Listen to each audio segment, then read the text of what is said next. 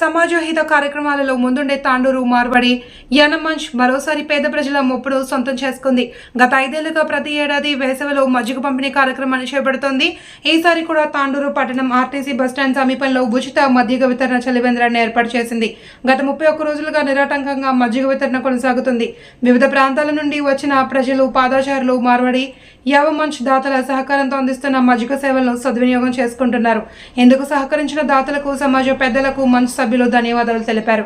ఈ కార్యక్రమంలో జాతీయ కన్వీనర్ కుంజ్ బిహారీ సోని, కార్యదర్శి సచిన్ ఠారీ, కోశాధికారి అరుణ్ సార్డా, క్యాంప్ చైర్మన్ సునీల్ తదితరులు పాల్గొన్నారు.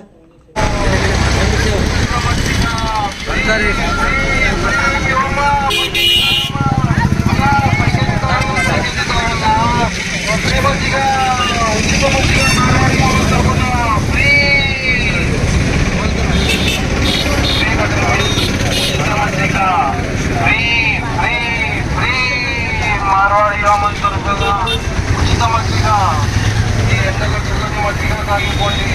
అది కూడా ఫ్రీలో.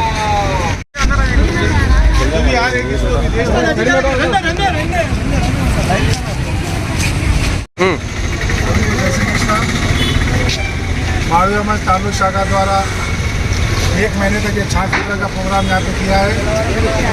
पहले तो मैं सभी दानदाताओं को बहुत बहुत धन्यवाद देता हूँ जो इस कार्यक्रम में अपना योगदान दिया है। 1 महीने सफलतापूर्ण हो रहा है। मैं सभी को और पूर्व अध्यक्षों को देता हूँ। हर एक व्यक्ति 60 लीटर में योगदान दिया है।